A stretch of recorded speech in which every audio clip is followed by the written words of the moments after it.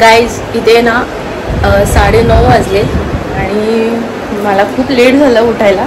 आता मी काळभैरव आणि जे मंदिर आहे ना शक्तिपीठ एक इथे आहे ते बघणार आहे आणि घाट पाहून आपण निघणार आहे जेवून. ठीक आहे.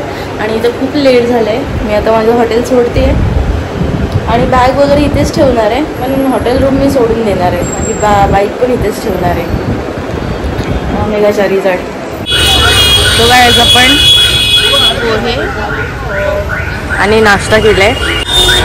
त्याच्यानंतर आता दर्शनासाठी ही ऑटो रिक्षा आहे ना ही बघणार आहे उज्जैन दर्शन. आपण ही आता ऑटो केली आहे इलेक्ट्रिक ऑटो आहे आणि ह्याच्यातून आपण एवढे सगळे मंदिरं जाणार आहे. हे शहर के बाहेर आहे ना आणि 2 शक्तिपीठ करणार आहे काळभैरव बाकी बडा गणेश आणि रामघाट वगैरे. ते रामघाट वगैरे इकडेच आहे. आपण जायचं आहे आता दर्शनासाठी. भारी आहे ना ऑटो. सो महाकाल मंदिर आहे ना त्याच्याला आपल्याला इथे तरी 15 मिनिट्स लागतात गडकलिका मंदिरकडे पोचायला. आता मी पोचली जाऊया आता दर्शन. सो गाईज आपण हे शृंगारचं सामान घेतलंय देवीसाठी. मंदिराचा गाभारा दीपमाळ. मित्रांनो परत आरती भेटली आपल्याला.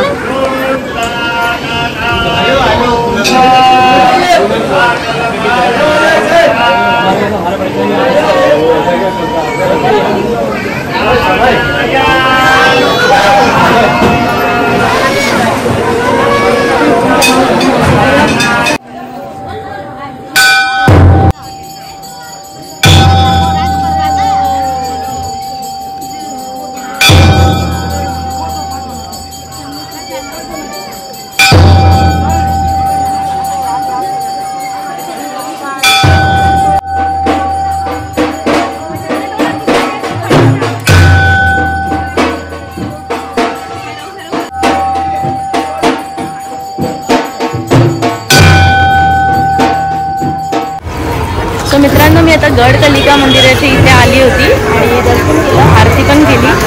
तुम्हाला माहिती आहे मान्यता अशी आहे की जेव्हा देवी सती म्हणजे ना देवी सतीचा आहे ना वरचा आहे ना होठ इथे पडला गेलेला तर इथे आहे ना शक्तिपीठ झालेला आणि त्याच्या ह्याच्यामध्ये त्या कारणाने ह्या शक्तिपीठाचं नाव दिलं आहे गडकलिका माता.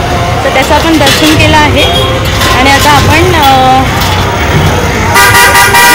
रामाने स्थापित गणपती त्याचं दर्शन करणार आहोत. पण आता जे रामाने स्थापित केलं होतं मंदिर गणपतीचं त्या मंदिराच्या इथे आपण आलो आहोत. हे गणपतीच्या मंदिरच्या समोरचं मंडप.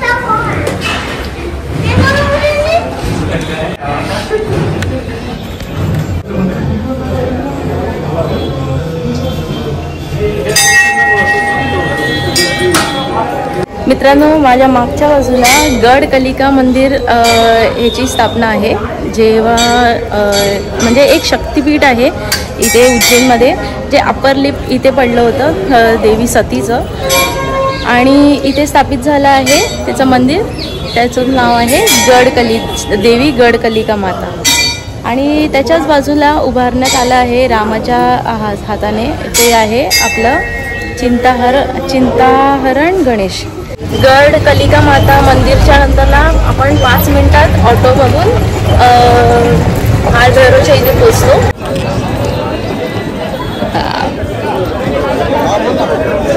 मस्त ना काळभैरवचं मंदिर तिकडे.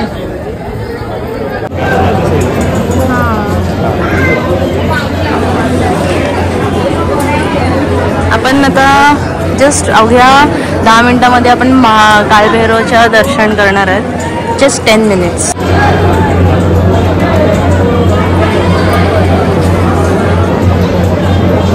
मी ना 10:27ला इथे पोचली होती काळभैरवच्या इथे आणि आता इथे 11 वाजून 4 मिनिटं झालेत आणि माझं दर्शन झालं आहे. भारी ना. So I am so blessed. आता आपण आपल्या ऑटोच्या इथे जाऊया जी आपण रेंट केली आहे. मित्रांनो आता मी मंगलनाथ मंदिरच्या इथे आली आहे.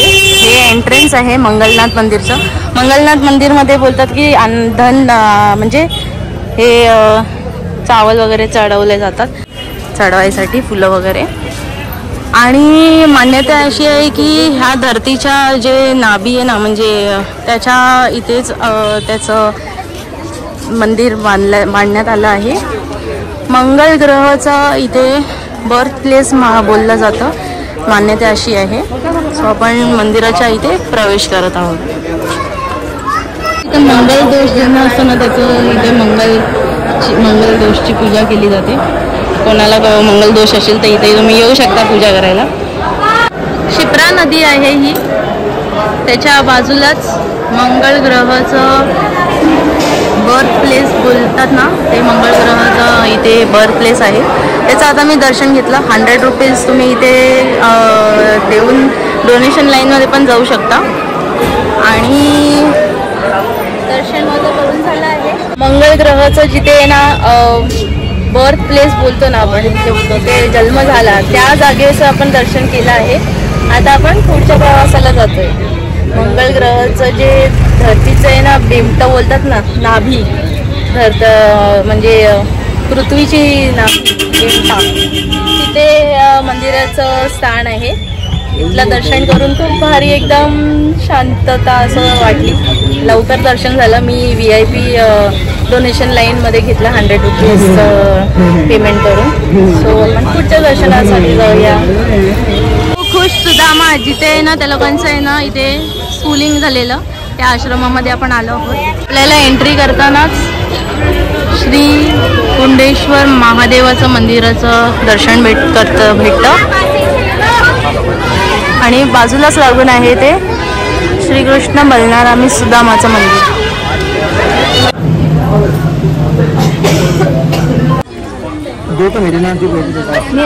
असं एक कुंड आहे इथे, बघण्यासारखं आहे खूप सारं छान. आता आपण निघूया. ओके. हरसिद्धी देवीचा मंदिराच्या इथे मी आली आहे माझी मेगाच्या रिझल्ट घेऊन. झालंय काय मित्रांनो माहिती आहे, मी जेवायला गेली आणि नंतरला प्रसाद घेत होती महाकालच्या इथे, आणि हे 2 मंदिर राहिले, हरसिद्धी माता आणि मोठा गणपती. मग मी त्रिवेणी संगमला निघाली तिकडे जायला आणि मी विसरली की अरे हे 2 नाही झालेत. मग परत त्रिवेणी संगमच्या इथून परत पाठवलं आपण, आणि हॉटेल पण चेकआउट केलं. आता बाहेरच ठेवले हे रॅक करून. तर चला आपण मंदिराचं दर्शन घेऊया. मित्रांनो, हरसिद्धी माता याचं मंदिराची आख्यायिका अशी आहे की इथे ना देवी सतीचं एल्बो हा पॉट इथे पडलेला, तेव्हा इथेच या नावाचं शक्तिपीठ झालेलं. देवी सतीचं एल्बो इथे पडण्यात आलेलं, तेव्हा इथे एक शक्तिपीठ झालेलं. 51 शक्तिपीठमधलं हे एक शक्तिपीठ जे उज्जैनमध्ये आहे. आतापर्यंत पाहिलेले आपण दुसरं शक्तिपीठ उज्जैनचं, तेच म्हणजे हरसिद्धी देवीचं मंदिर. तर आता आपण मोठ्या गणपतीला जाऊया, जे इथून थोडं लांब आहे. आता पाऊस आलाय तर म्हणून थांबूया जरा.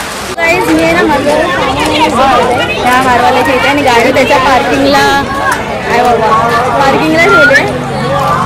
हे प्रॉब्लेम हेच आहे की मी हॉटेल सोडलं आणि मी 2 मंदिरं सोडलेली पाहायची. तर मी त्रिवेणी संगमच्या इथून परत रिटर्न येऊन आता बडा गणपतीला चालले. हे बघा अशी आहे एनर्जी बडा गणपतीची. आता इथे 959 किलोमीटर झालेत. त्रिवेणी संगमला जायचं आहे ना, म्हणून मी शूज काढलेत. परत शूज घालणार नाही, खराब होणार. आता मी इथे थांबले गाडी जाण्याकरिता. नवग्रह शनी मंदिर त्रिवेणी घाटाच्या इथे आहे ना, तिथे आहे. मी याचं म्हणजे चढवायसाठी हे सगळं घेतलंय, नवग्रह तेल वगैरे. शनी मंदिर आहे ना, सो आणि इथे सगळं एक्सेप्ट केलं जातं. आणि काही पण आहे ना दोष वगैरे असला ना आणि शनीची महादशा असेल तर मग आहे ना इथे तुम्ही येऊ शकता आणि याचं दर्शन करू शकता. इथे घाट पण आहे बघा, त्रिवेणी घाट. त्रिवेणी म्हणजे यमुना गंगा सरस्वतीचं इथे मिलन असतं. मी आता त्रिवेणी घाटच्या इथे जाणार आहे. मेगाच्या रिझल्टला आहे ना पार्किंगलाच ठेवले. त्रिवेणी घाटला जाऊया. नमः पार्वते पते हर हर महादेव. हो, लुक ॲट दिस. असा दिसतो त्रिवेणी घाट. उज्जैनचा हा प्रवास मी इथेच एंड करते आणि मी आता 5:30 एकच वाजले असतील. आता ओंकारेश्वरसाठी मी रवाना होते. So let's go Omkareshwar. काहीतरी 150 किलोमीटर आहे. आपण 9:30 पर्यंत पोहोचण्याचा प्रयत्न करूया. 8:30 वाजलेत. बरोबर 8:30 वाजता आपण ओंकारेश्वर ज्योतिर्लिंगाच्या परिसरमध्ये पोहोचलो आहोत. संध्याकाळचे 5:30 वाजता आपण उज्जैन सोडला होता, उज्जैन नगरी, आणि पोहोचलो आहोत आपण एकदाच. सगळ्यांना पडलेला प्रश्न की तू रात्रीचं आहे ना प्रवास कसा करते, आणि ते पण स्कूटीवरती, घाबरत नाही काय? त्यांच्यासाठी माझा एक आन्सर आहे हा, की छत्रपती शिवाजी महाराजांचे जे पोवाडे आहेत ते मी ऐकत ऐकत माझी गाडी चालवते, माझी मेगाचारी चालवते. आणि हाच एक कारण आहे कोणाला न घाबरण्याचा. छत्रपती शिवाजी महाराजांचे पोवाडे ऐकून जे ना अंगामध्ये आणि शरीरावरती आहे ना असं काटा येतो ना, तेच आहे एकमेव reason how I travel alone. 3 घाट पण उतरले त्याच्यामध्येच, तेच गाणी ऐकून आणि पोवाडे ऐकून. सर्व रोड आहेत ना बनतायत. ओंकारेश्वर, उज्जैन ओंकारेश्वरला जाण्याकरिता जो रस्ता आहे तिथे. ओंकारेश्वर मंदिर अजून पुढे. तू कशाला ग मला मग बोलते टर्न यू टर्न घे. आली मोठी शानी ही एवढी आहे गुगलवाली. मला बोलते यू टर्न घे. तो माणूस बोलतोय की पुढे आहे. मग उज्जैन मध्ये मध्य प्रदेश मध्ये लोकेशन हे बघ, ही अजून मध्येच बोलते. ओंकारेश्वर मंदिर आगे ठीक आहे. मला तर गुगल वरती काय भरोसाच नाहीये. आलं एकदाच वाटतं पार्किंग, आलं वाटतं एकदाच. चला मित्रांनो, आता जरा रूम बघूया, फ्रेश होऊया. हर हर महादेव. 8:30 वाजता मी ओंकारेश्वरला आलेली आणि एकही हॉटेल चांगला नाही आहे इथे. नॉर्मल हॉटेलला पण ते लोक 1500 रुपये घेत आहेत आणि एवढा हॉटेल बकवास.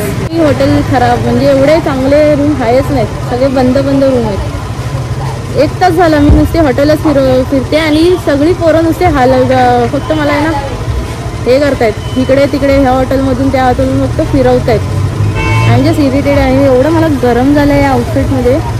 कधीचे आले, अजून हॉटेल नाही भेटलंय मला. एकदाच मला हॉटेल भेटलंय. 10:30 वाजलेत आणि मला या हॉटेलवरती रूम भेटलाय. गाईज आता इथे 11:30 वाजलेत आणि मी नारळ पाणी पिते, त्याच्यानंतर ज्यूस पिणार आणि तिकडे जेवणार, कारण खूप लेट झाला आणि मला हॉटेल भेटला एकदाचं. तिथे बाजूलाच हॉटेल आहे.